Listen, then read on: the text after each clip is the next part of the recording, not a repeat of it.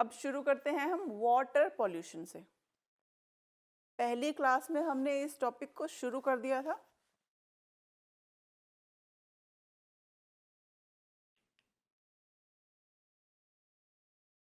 ये पिक्चर आप देख सकते हैं, इसमें खेतों में पानी दिया जा रहा है।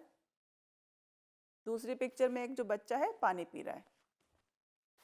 दो इमेजेस आप देख रहे हैं। कितना महत्वपूर्ण है पानी हम सभी के जीवन में। अगर पानी ना हो तो कैसा होगा हमारा जीवन? बहुत सी प्रॉब्लम्स आएंगी। हमें सुबह से लेके शाम तक पूरे दिन में कितनी बार पानी की ज़रूरत होती है। तो पानी बहुत ज़रूरी है। हम सबको सोचना चाहिए कि जितना हम पानी का प्रयोग करते हैं, पानी वेस्ट नहीं होना चाहिए। हमें बहुत ध्यान से हर चीज़ को प्रयोग करना चाहिए।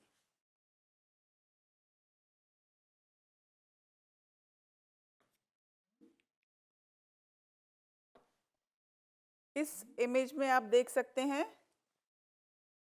दो जरिए हैं जहाँ से हमें पानी मिलता है। पहला नेचुरल सोर्स,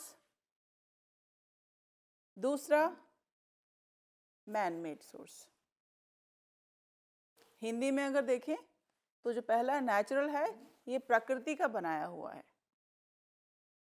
और जो दूसरा है मैन मेड उसे कहेंगे मानव निर्मित जरिए। जैसे हमारे घरों में नलके हैं और हम खेतों को सींचने के लिए हैंड पंप का प्रयोग करते हैं। तो नेचुरल और मैन मेड ये दोनों जरिए हैं जिनसे हमें पानी मिलता है। There are two main sources of water through which we receive water in our home or wherever we are. The first one is natural sources, and the second one is man-made sources. In the picture, you can see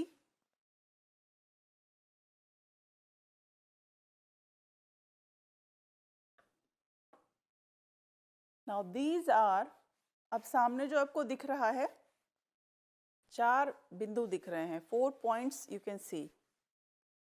These are all the different categories of waste. ये जितने भी waste के अलग अलग प्रकार हैं वो चारों आपको यहाँ पे दिख रहे हैं। अब इन चारों को हम अभी समझने वाले हैं। सबसे पहले लिखा है डोमेस्टिक वेस्ट। डोमेस्टिक वेस्ट को हिंदी में कहते हैं जो घरेलू वेस्ट होते हैं, जो घरों में हम काम करते हैं। कुछ भी काम हम घर में करेंगे, मान लीजिए हमने खाना बनाया तो सब्जी काटी, सब्जी काटने के जो छिलके हैं उसके, या हमने कोई घर की सफाई की, उससे जो हमें वेस्ट मिला, घर में कोई भी काम हो, घर के कामों से जो वेस्ट प्राप्त हुआ वो डोमेस्टिक वेस्ट कहलाता है। सेकंड है इंडस्ट्रियल वेस्ट। जितना भी फैक्ट्रीज है हमारे घर के पास में या हमारे एरिया के पास में, तो जो वेस्ट हमें उन फैक्ट्रीज से मिलता है या वहाँ पर जो भी काम होता है और जो भी चीज़ें वेस्ट हो जाती हैं, तो उनको हम इंडस्ट्रियल वेस्ट बोलते हैं। थर्ड है एग्रीकल्चरल वेस्टेस। जो खेती के काम होते हैं और वहाँ जो काम में कुछ चीज़ें हैं जो यूज़ में नहीं होती, उनको फेंकनी होती हैं, तो वो वेस्ट जो है एग्रीकल्चर वेस्ट। उदाहरण के तौर पे आपने देखा होगा दिवाली के टाइम पर कुछ खेती की कटाई होती है और उसके बाद में वहाँ पे पराली जलाई जाती है, उनको जला देते हैं ताकि वो ज़मीन जो है पूरी तरह खाली हो जाए और फिर दोबारा बीज बोए जाएं। तो वो एक तरह से एग्रीकल्चरल वेस्ट है और उसको जलाया गया तो फिर इतना धुआं हुआ, तो वो इस तरह के उदाहरण एग्रीकल्चरल वेस्ट में आएंगे। चौथा देखिए ऑयल स्पिल्स। इसको हम आगे और अच्छे से समझेंगे, जब हम इसकी इमेज देखेंगे तो ठीक से समझ पाएंगे। तो ये मुख्य 4 वेस्ट कैटेगरीज हैं। So these are 4 different categories of wastes which you can see. The first one is domestic waste, the second is industrial waste, third is agricultural, fourth is oil spills.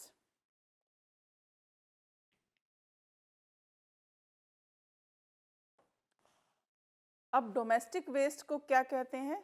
जैसे आप देख सकते हैं, domestic waste causes water pollution. ये water pollution जो है उसमें बहुत ज़्यादा कह लीजिए, उसकी वजह से भी जब वाटर पोल्यूशन हो तो ये उसका एक कारण माना जाता है।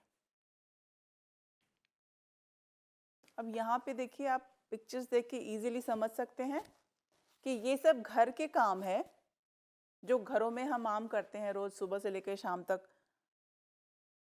वॉशरूम जाते हैं, उसके बाद में नहाना धोना, कपड़े, और अगर घर में जानवर हैं तो उनको नहलाना। तो जितने भी काम हैं घर के अंदर जो होते हैं, तो ये सब डोमेस्टिक वेस्ट के अंदर आते हैं। तो इससे पानी कितना बर्बाद होता है, पॉल्यूशन जो होता है पानी का।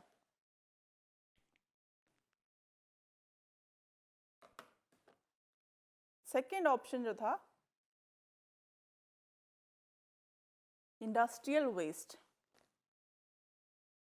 जिसे हम कहते हैं फैक्ट्रीज में जो भी काम होते हैं और वहाँ जो वेस्ट निकलता है, वो वेस्ट हमारे वाटर को पॉल्यूटेड करता है। तो ये एक दूसरा कैटेगरी है। तीसरा, एग्रीकल्चरल वेस्ट, जो खेतों में काम होता है और वो नदियों से या पानी के किसी सोर्स से मिल जाता है, वो आप देखिए।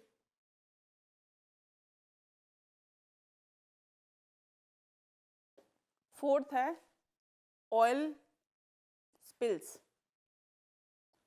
जितने भी ऑयल अगर फैल जाता है कहीं पर, इसका कुछ भी रीज़न हो सकता है। या तो आप इसको कह सकते हैं कि जो अर्थ है, अर्थ में नीचे और जो गहराई में हमारे ऑयल के भंडार हैं, वो यदि कोई लीक हो जाता है और वो उसकी वजह से ऑयल स्पिल, मतलब ऑयल सारा फैल गया। या कोई फैक्ट्रीज में से कोई पाइप है जो ऑयल की है या फ्यूल की पाइप है, वो कुछ लीक हो गई और वो फैल गया। तो कुछ भी हो, अगर ऑयल किसी तरह का ऑयल फैल जाता है तो वो ऑयल स्पिल्स कहलाता है। और इससे कितना नुकसान होता है, जो भी पानी के अंदर रहने वाले जीव हैं, कोई भी हो, जैसे इस फोटो में आप देख रहे हैं, कितना उनको तकलीफ होती है।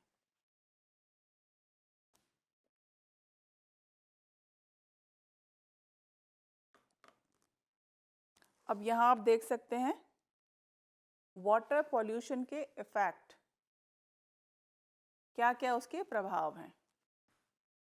अगर आप लोग गंदा पानी को पी रहे हैं, मतलब हमारे शरीर में जा रहा है किसी भी तरह से, चाहे हमने देख करके किया, उसको पी लिया, या गलती से पी लिया, तो हम पे उसका क्या क्या असर हो सकता है।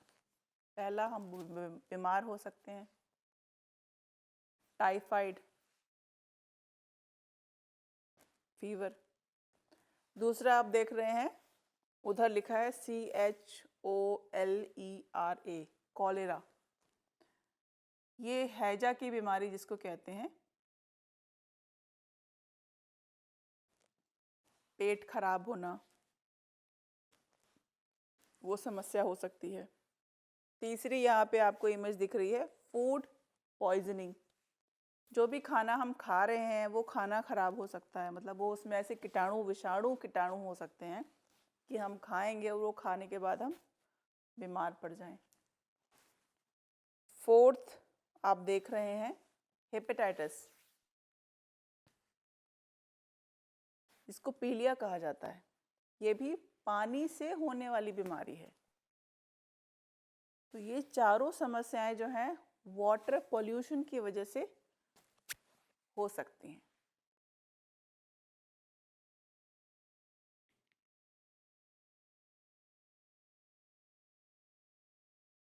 अब यहाँ पे ये भी इफेक्ट्स ऑफ वाटर पोल्यूशन। पानी गंदा है तो जो भी तालाब झरने हैं वहाँ सब जगह पानी खराब हो सकता है। और जो गली में हमारे आसपास के वातावरण में रहने वाले जो जानवर हैं, अगर पानी खराब है तो वे जो जानवर हैं जो भी हमारे घरों के आसपास रहते हैं, जैसे गाय भैंस, वो फिर वही पानी पिएंगे और फिर वो भी बीमार हो जाएंगे।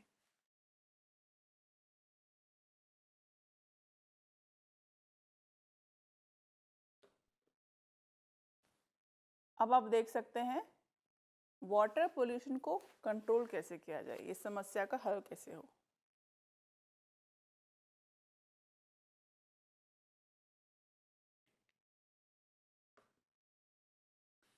यहाँ पिक्चर में आप देख रहे हैं कि कुछ काम हो रहे हैं और ऐसे कांटा भी लगा हुआ है, मतलब ये काम जो है सही नहीं है, ये गलत हैं सारे काम।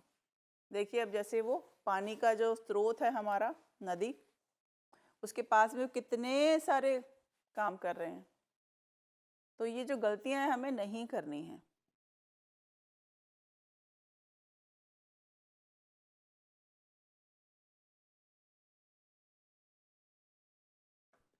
और पानी साफ होना चाहिए, हमारे आसपास का जो एरिया है वो साफ होना ज़रूरी है। वो सब स्वच्छ होगा, साफ होगा, पानी हम स्वच्छ पिएंगे तो हम भी ठीक रहेंगे।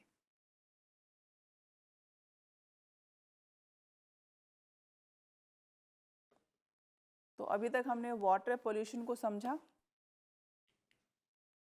अब ये क्वेश्चन है, आपको सोचना है और फिर उसका उत्तर देना है कि पानी जो है इंसान के कंजम्पशन के लिए सेफ, मतलब सुरक्षित कब होगा? जब ये फ्री हो किन किन चीज़ों से, इन चारों में से आपको बतानी है क्या चीज़ें। पहले में लिखा है फ्लोटिंग सब्सटेंसेस, मतलब ऐसी चीज़ें जो पानी में तैरती रहें, अगर वो उससे फ्री हो, तैरने वाली चीज़ों से। बी में है अनवांटेड स्मेल, अगर उसमें स्मेल जो है ना हो। तीसरा है माइक्रो ऑर्गेनिजम्स, छोटे छोटे जीव जो हम आंखों से नहीं देख सकते, उनसे फ्री हो। चौथा है ये सभी। तो आपको बताना है कि हमारा पानी सेफ कब होगा, जब उसमें ये चारों नहीं हो या इनमें से कोई चीज़ हो। आप लोग सोचिए और फिर बताइए। कुछ शायद नेट में प्रॉब्लम हो गई है, मैं मैसेजेस नहीं देख पा रही हूँ आपके, बट आप मैसेजेस भेज दीजिएगा।